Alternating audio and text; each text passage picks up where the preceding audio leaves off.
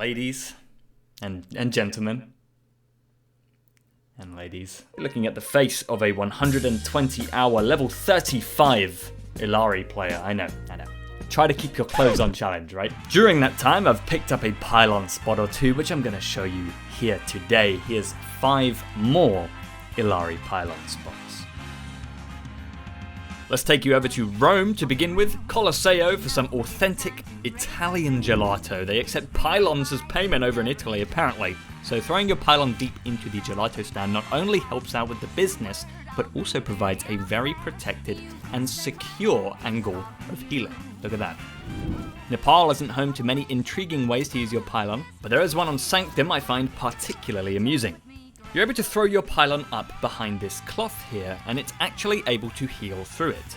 The enemies are able to shoot through the cloth to destroy it, but I think it works for quite a distracting pylon if both teams are rushing very quickly onto the point. One extra thing with this one is to make sure you throw it on the overhanging roof part. If you throw it on the wall instead, it'll stick out like a sore, decapitated thumb. I actually have 2 spots to show you on Circuit Royale. Whenever a map has these sort of signboards like this, throwing your pylon on either side of it is always going to be a bold move to make. It grants you such an open area of healing and creates so much space purely because of how out of position the enemies need to be in order to break it.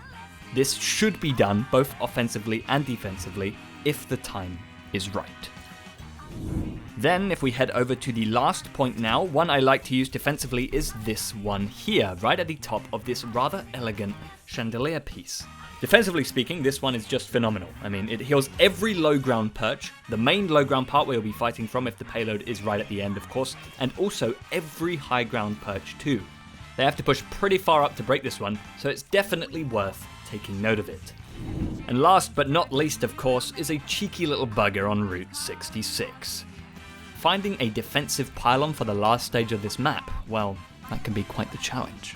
I find throwing a pylon into this void space here to be quite effective. Compared to just throwing it at the pillar next to it, it sits in much tighter, really sticking closer to the geometry, and because it sits so much further in, they have to push up further to break it. I think it's a pretty effective, passive pylon spot. In case time has slipped you, it's Friday today, which means it's Fanart Friday! I'm going to take this Friday to address the intro here, my new channel logo. Whether or not it stays or it's temporary, I don't know, and quite frankly, I don't care. I absolutely love it. It's made by my dearest friend Rob at Roa Studios. I strongly recommend you check him out. I've been trying to come up with a new channel logo for so long because my old one was some recolored, like, shitty clown vector I found. So I figured it's probably best for legal reasons that I change it. And yeah, I think he did a fantastic job with it.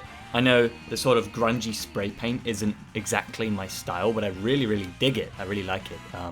Yeah, so thank you very much, Roa Studios. Go check him out. I'll leave his link in the description below. Thank you very much for watching. You take it easy, like Lemon Squeezy and G-Easy. I'll see you in the next one.